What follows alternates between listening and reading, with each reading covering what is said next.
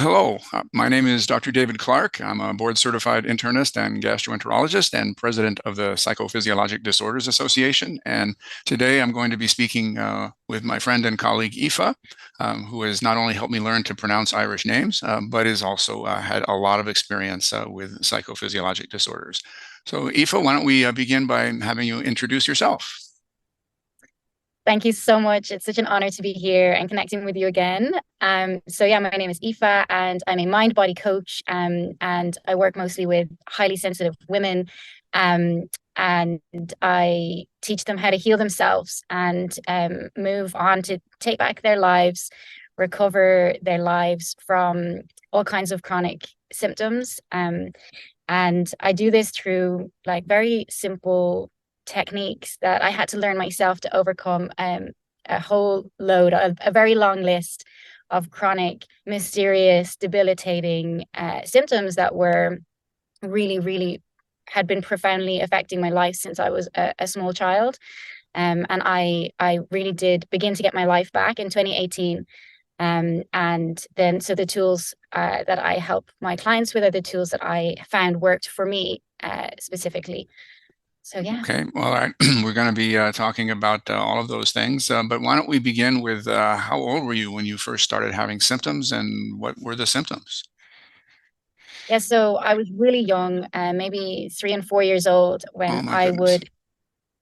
would I would complain of a tummy ache. So I would always say like I had mummy sore, I had a sore tummy. I had a low immune system, so I would always get sicker than the other kids. When I got chicken pox, I got it worse than the other kids. When I got cold sores, I got them like all kind of over my face, and so there was definitely a threat of low immune system. And another interesting symptom that I got was um, fevers with unknown origin. So it was called pyrexia of unknown origin. And I was getting these fevers. I was running a dangerously high fever. Once I was taken into hospital, it was so high. And no matter how many tests were done on me with by the top pediatrician in Ireland, by the top doctors in the UK, um, no one was finding any conclusive reasons why I was having these stomach problems, why I was running these high fevers. So So yeah, and the stomach symptoms just carried on then? They never found an explanation. yeah, so my parents are were really open, and they took me to all the conventional route of doctors and consultants, which was one path, and they also included the alternative path, and they took me to homeopaths and Chinese herbalists, and no matter how many people I went to, I was still at a loss. There was still no reason for these symptoms, except I was told, that maybe sugar was causing all the candida in my stomach, and maybe that was the problem. And it made sense in a way to blame the food for your stomach problems because, it's what goes into your stomach. So I did have a whole journey then of these elimination diets of going off wheat, going off dairy, going off sugar, um, and different versions of that. Um, and it just nothing worked. Like things might have moved around a little bit, like when, just very slightly, but honestly, over 30 years of doctors, consultants, and alternative practitioners, it was only getting worse. And I was finding myself in even more overwhelmed because I was scared of food. I was scared of what I was eating. And I had so many conflicting stories as well. Like maybe it's parasites, maybe it's candida, maybe there's something more sinister wrong. Maybe keep getting tests. And I was also collecting more and more diagnoses as the years went on. Yeah, what were some of those diagnoses? So, well, when I hit my teenage years, the fevers really disappeared. I didn't get the fevers anymore, but I still had the IBS and the stomach problems. And when I started to get my period, I got severe period pain. Like I couldn't go to school, and that was really taking me out. So I had a whole journey with that. Um, One doctor told me to have children young, that would resolve my period pain. So there was all kinds of um, things being suggested. And then I was diagnosed with fibromyalgia because I had always had these aches and pains through my arms and legs as a kid. With the fevers came the aches and pains in my arms and legs. So the fevers disappeared, but the aches and pains throughout my body continued, and they continued to get worse. And I wasn't getting any um, answers as to what was causing this aches and pains in my body. And I had scans and an MRI, and eventually I was diagnosed with fibromyalgia. And the thing about this for me, because I had never had, apart from like pyrexia of unknown origin, very vague diagnosis, right? And IBS, again, quite vague. I was always hoping for a diagnosis. It might sound really weird thing to wish for, but I was always hoping that I would get some sort of, even if it was sinister, a diagnosis. I felt like a name that this would like lead me to this something very conclusive, and with that Yes, diagnosis I would, yeah, I would get like an explanation, I would get a roadmap, I would get other people, a community. And so for a me, conclusive diagnosis is so much better than just not knowing. exactly. So I mean, my it really shows where my life aspirations were at, that's what I was wishing for. But so for me, the day I was diagnosed with fibromyalgia, I thought, oh my God, finally, like, I've been trying to navigate life with these weird symptoms, not being able to show up to events and things that you've planned, but not really able to tell people why, because you don't really have a language to explain it. So it's a very stressful way to live. So I thought, oh my God, wow, I have fibromyalgia. And so I went to um, delve into that. What is this? And again, I hit the exact same wall as I did when I was a child, and I was diagnosed as mystery girl. And I thought, wow, this is just another one of those things that has no explanation. And each different doctor and consultant I saw had a different idea of what it was and a different idea of how it should be treated. So But they're all looking for a diseased organ or a damaged structure. It's all about the finding a biomedical explanation for what's going on, even though your symptoms are all over your body. yeah, so my symptoms were all over my body and very real. Like running a very high, dangerously high fever is very real, and having all this debilitating pain. I also had bladder syndrome. I had carpal tunnel syndrome. I had fibromyalgia. I had such severe IBS that I couldn't barely eat any food, only specific food at specific times of the day. And I had become so neurotic about food because I was so scared of gluten and so scared of sugar that it was going to cause a flare up. And I was trying so desperately to not have a flare up so that I could try and keep down my part-time job and try and keep some level of normal living. But then life kept happening. I didn't realize at the time that I was living. How can anyone live like that? It's so hard to live like that anyway, spinning so many plates, trying to keep everything, just trying to keep yourself afloat. And then I had some stressful life events happen. I had a friend die from suicide. I had a car crash. I had a relationship end, and then I just was at max capacity. Did Um, those are tragic events? Did they have an impact on your symptoms? Yes. So that's actually when the bladder syndrome started, is at that time. And everything got worse for me. And I could no longer hold down a job. And I had to leave my part-time job and apply for disability benefits. And I became very, very suicidal.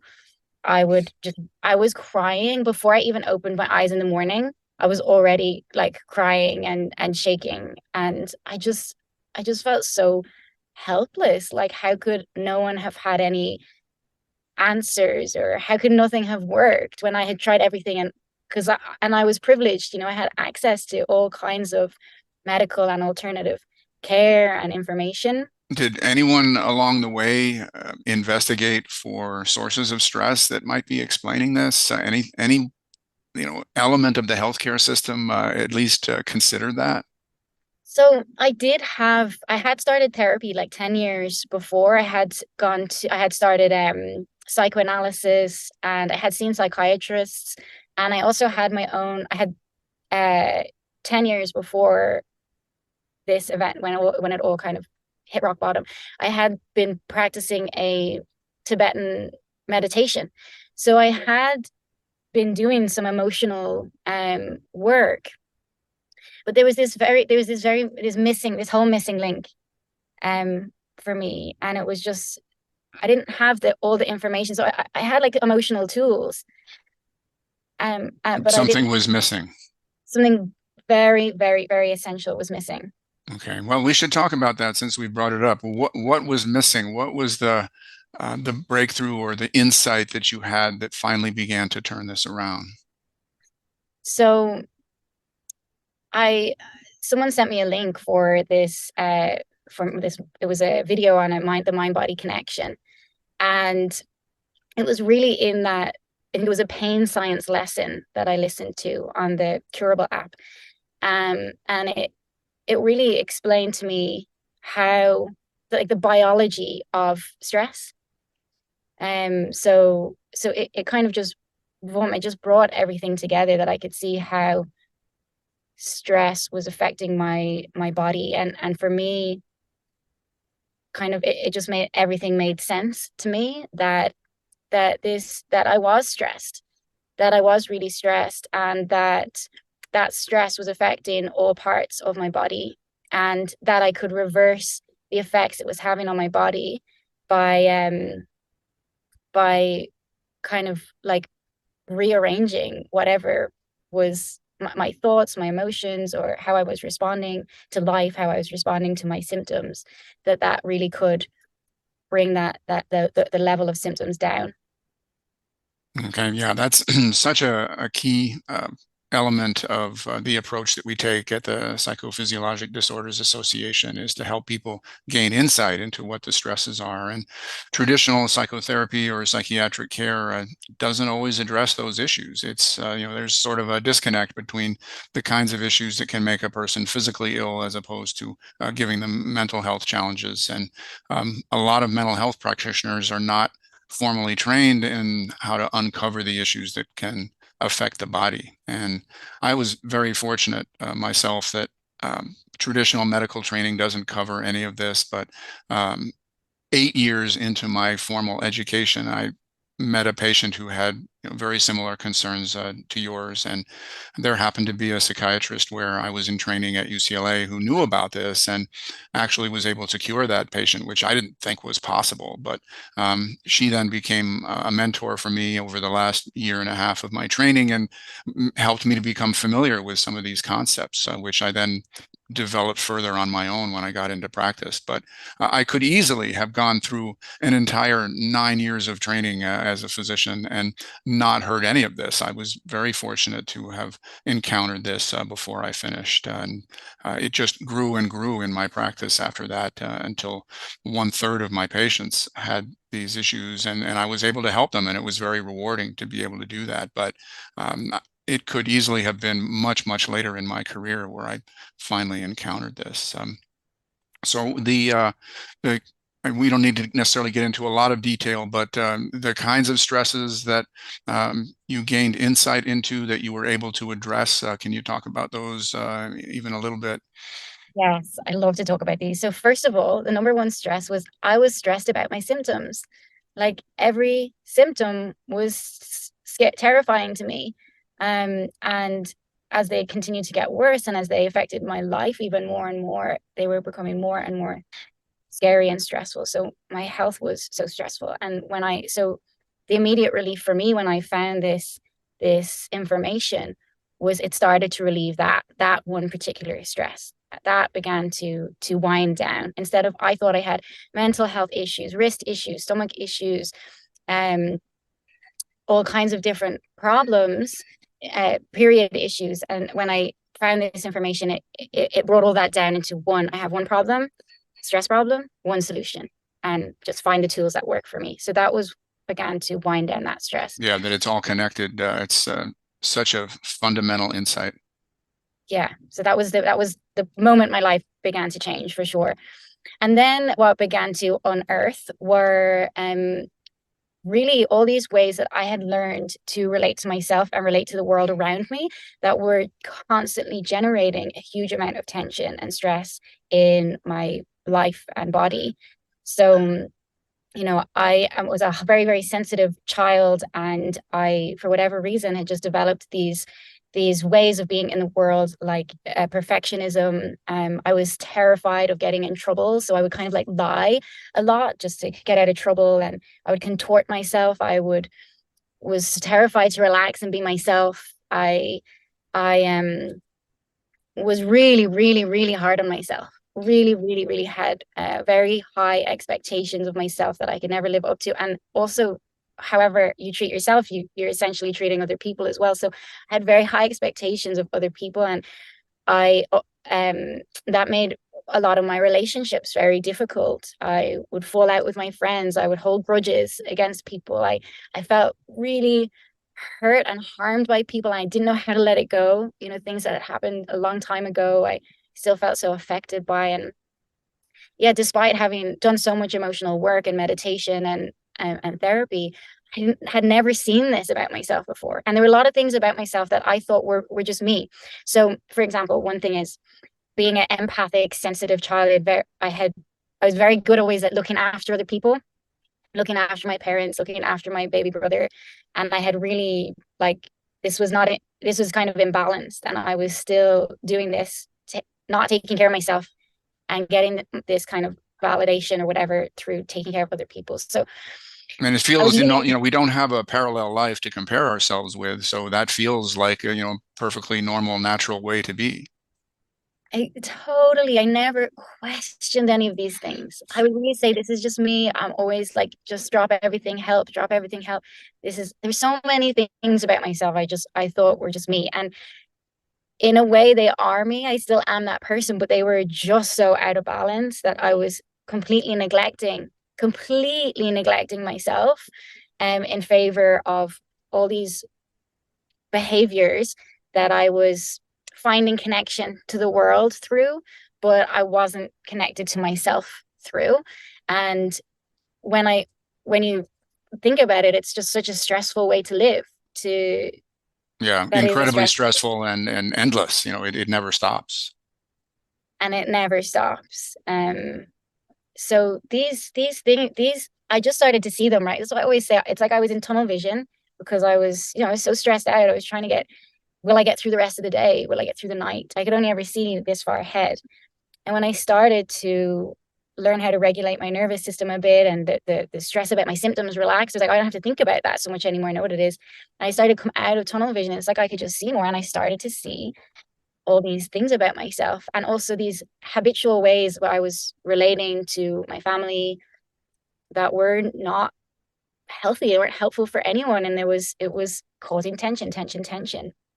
Yeah, one of the areas that I have found is not emphasized in traditional mental health care is the patient's self-esteem. And that's something that I've found is very important in helping people with psychophysiologic disorders. Did you find that your self-esteem was an issue, and did your psychotherapy address that sufficiently?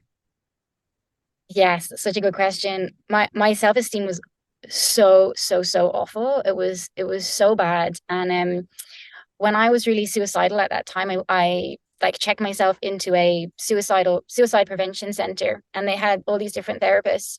And one of the therapists, she was shocked. She was shocked at how normal my self-hatred was, and how low I thought of myself.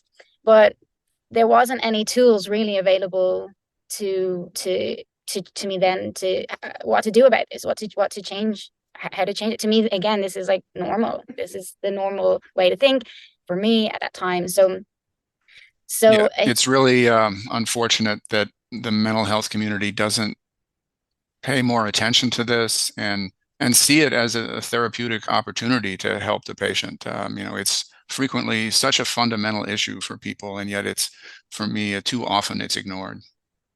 for sure, like I was full of shame and guilt. I was just full of shame and guilt. I thought I was awful, and I had all these memories of when I was a kid, and I was mean to my brother, and you know just I just had so much evidence. If you had asked me a few years ago, like, tell me about yourself, I would just everything I could tell you was just like all the reasons that I was a bad person, I was a bad kid, I was a bad daughter, bad teenager. I was really racked with shame and guilt. It was a kind of probably a cultural thing, and it had really gotten in on me, very deep rooted. So the story that I had about myself, the lens that I was living through the world full of shame and guilt. And flipping that story was really, really, really a game changer for me. Yeah, it's so important for my patients to realize that the way I think of them is as Olympic champions of carrying stress around, that they any Olympic champion weightlifter, for example, if they were asked to carry 50 pounds more than the world record for their weight class, their bodies would break down. They wouldn't be able to carry it. They would feel ashamed that they were failing. And my patients who are carrying this burden of low self-esteem or shame or guilt or similar emotions, it's very much like that. They are carrying this huge burden, but because they don't have a parallel life to compare, they don't realize the weight of it. I love that so much. And it really does yeah, really helps to flip to when you can find something that makes sense to you, um, that you are the hero or a champion, that you are um you do have things to be really, really proud of, like truly proud. Absolutely. It's not like a fake it. It's not like a positive think yourself into confidence kind of thing. It's like you genuinely, when you can, it's like change the vantage. It's like change the lens. It's like the same life, the same story, the same person. You can change, just shift the vantage or change the lens, and you can see there are things for you to be truly, truly proud of yourself for, and to really recognize that you have extraordinary resilience, extraordinary resourcefulness. All the times like I couldn't work and I couldn't do this, and I started to see, wow, I'm so resourceful. I found these solutions. I found a way to survive. Um, and when I really started to see those things about myself, I started to relax more. I started to feel more like, yeah, like a bit safer in this world. Like I had my own back a bit more. I could trust myself more. Yeah, that's all so important. And like you say, you can't make this up. You can't fake it. It has to be real. You have to have a genuine perception of um, the amount of strength that you have, the heroic perseverance that was needed to endure all of those experiences that you just shared with us, and to, think of yourself as the hero of your own life, because that's the truth. And when you see the reality of it, the truth of it, it completely changes how you look at yourself. Yeah, definitely. And that changes your as shifts your nervous system, because when you're living in a way that was so, I was just so racked with shame and guilt and constantly this beration of myself, my character constantly. It's a stressful internal environment, and it makes moving forward in any way or finding solutions or asking for help hard, because but when you can change that vantage and see yourself differently, genuinely, then it starts to yeah, it starts to make life a bit easier, and I found my nervous system then began to regulate a bit more, and then my body began to heal. Yeah, it makes all the difference in the world. And I'm guessing that, your therapists and psychiatrists didn't really know this about you. And if that's true, then probably friends and family didn't know this about you either, that these thoughts you had about yourself that were so negative were just very personal and very buried, and not many could see them. Yeah, certainly in my early 20s, when my coping mechanism was to go out partying, and I was drinking and taking drugs. So I was able to be very like extroverted out there. And the alcohol and drugs kind of took the edge off the symptoms as well. Was kind of, inebriated for some time. So certainly, Yeah, yeah, it's it's a, kind it's a self-treatment is what it is. I mean, when you're in that much pain, people look for ways to treat it, even if they know they're not especially healthy ways. yeah, exactly. So yeah, it was a hidden world. Like it was, yeah, it was a bit of a hidden world. And I guess people are kind of used to my ways of behaving, like that I was, always helping, and they were just kind of used to it. They don't know another type of me. They didn't know another type of me either. Um, and the being super hard on myself, and yeah, it is quite an internal world. So you've told us a lot about the darkest days. Where are we today? I mean, it sounds like you had these insights into yourself, that you were able to make massive shifts in how you looked at yourself as a person. And how has that played out coming into today? Yeah, so that was the day when I found the mind-body connection and I had this massive missing piece of the puzzle come to me. Sorry, And how long ago was that? Sorry to interrupt. that was in 2018. Okay. 2018. And And we so are recording this in the fall of 2023, just for future viewers. exactly. So I know people always want to know how long does it take and all these kinds of questions, but I did have quite a sudden positive response because I think my search had been so long. And when I got this missing piece of the puzzle, for me, the digestion was one of my scariest symptoms because I'd lost so much weight. You need to eat to survive. And I had been living in such a fearful state around food for so long, had all kinds of tests and scans on my stomach and digestive system for decades. And when I got this information, I realized, wow, of course, if I'm in stress all the time, my digestion's not going to work. It's not necessarily the food. So after a few weeks of really taking in this information, listening to the podcasts with yourself and Dr. Schumer, the other doctors speaking, and using some of the books, I really felt confident that I knew what was going on. And I went to my local shop and I bought some sweets, like things I hadn't eaten in so long. They weren't in a health food shop. They were just like normal goodies or sweets. And I ate them and I didn't have IBS anymore. And I honestly never had IBS again, unless I was genuinely in a stressful position and I kind of would lose my appetite or get bloated or something. But I never had an actual like IBS symptom, oops, or a situation again. So that happened for me very quickly. And for me, that was just the evidence I needed to move forward. I was like, yes, this is it. And I had a lot of fun with it. I went to a friend's house and I took out the sweets and started eating them and ate dinner with them and lasagna. They hadn't seen me eat like in so long. And it was fun, right? Everyone's like, what's happening? So so from then on, it was a journey. But I resolved the IBS. But then I got insomnia. I had this jumping around of symptoms. I had insomnia then, and the bladder syndrome took a while to resolve. But I just kept going and I just kept going. Honestly, just the same kind of thing. It's like keep changing the self-esteem, the perspective on yourself. Keep reassuring myself with the symptoms. I know what this is. I know this. I'm not going Googling. I'm not making appointments. I know what this is. And I just didn't lose focus for a second. I was so determined and focused. And I just stayed on the mind body information and just kept going. And yeah, like everything just keeps releasing. And I mean, now my body will give me information. So if I start to abuse myself and mistreat myself and push too hard and not take breaks and don't do nice things for myself and don't do the things that bring me joy, then for sure my body will start doing things and might get a little bit sick or I might get a pain somewhere. But But now you can look at it as your body is trying to tell you something.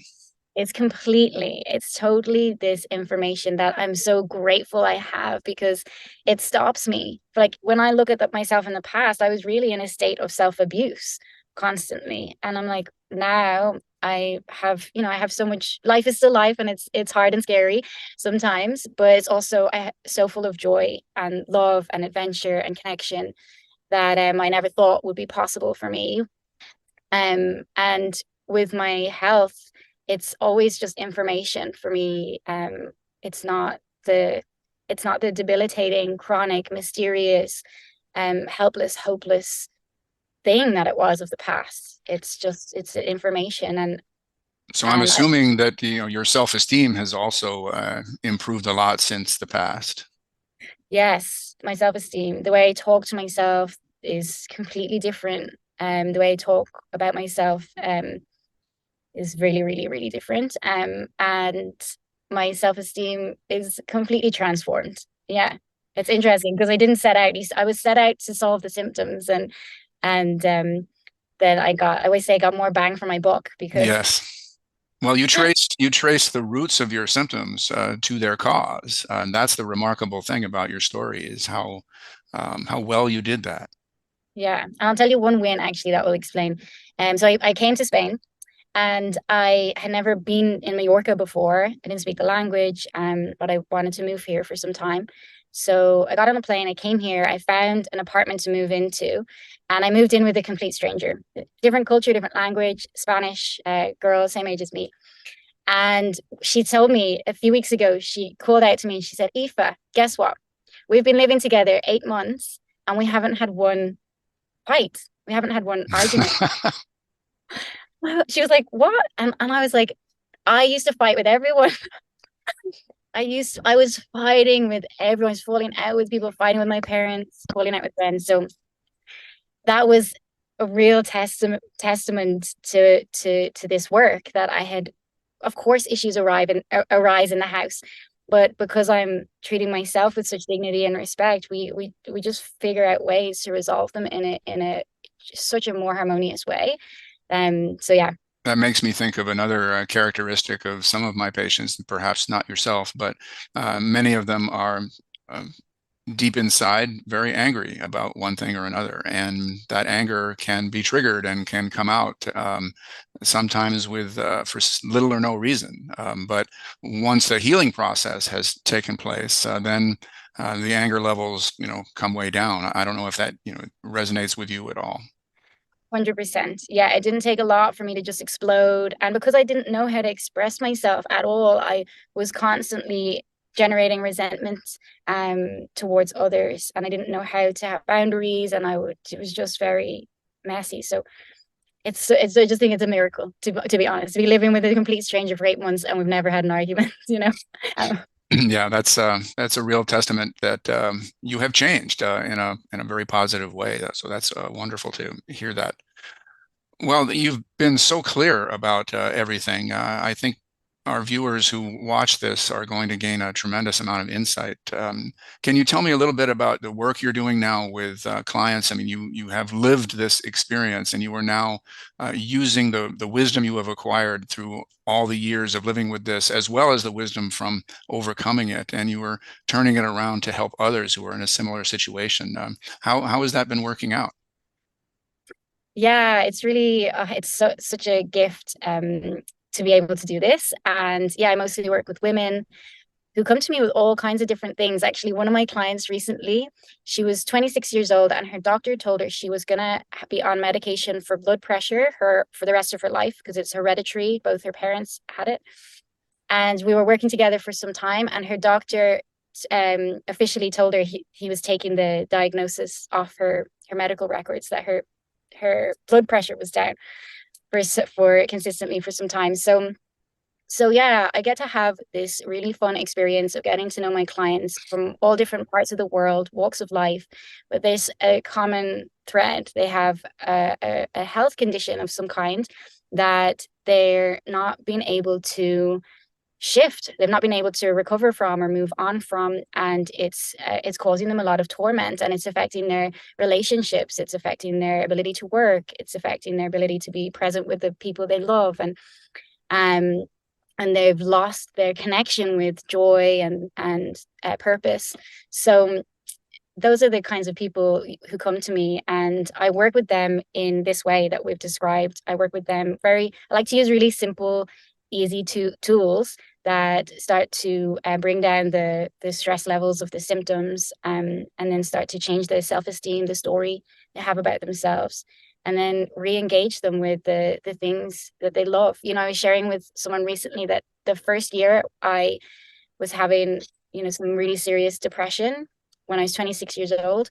I didn't listen to music for a whole entire year because I was just felt so awful, and I was any energy I had, I was googling how to help myself, or so re-engaging them with joy and the things that they love, um and just building, it's just rebuilding their lives and getting their lives back from this condition, getting their lives back, their relationships back. And so it's really, I'm so honored to be able to offer that service.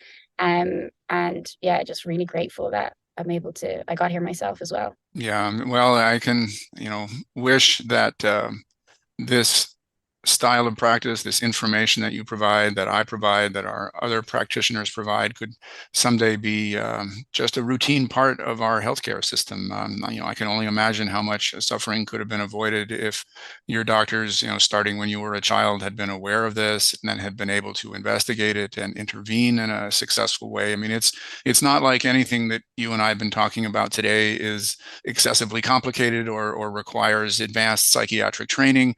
I'm not a psychiatrist, you're not a psychiatrist, and yet we are more than capable of alleviating symptoms in the people we work with. So I'm optimistic that our interview today will play a role in opening people's eyes to this, because you have explained it beautifully. Thank you so much. And thank you so much for your amazing work. And yeah, just for all of these conversations. I love chatting with you. And yeah, like I didn't have this information when I was prior to 2018. I didn't have any of this information. And this information completely set me free and completely set me on a path to an entirely new life. So yeah, I really hope anyone that's listening gets inspired and hopeful and finds some tools that works for them. Thank you very much.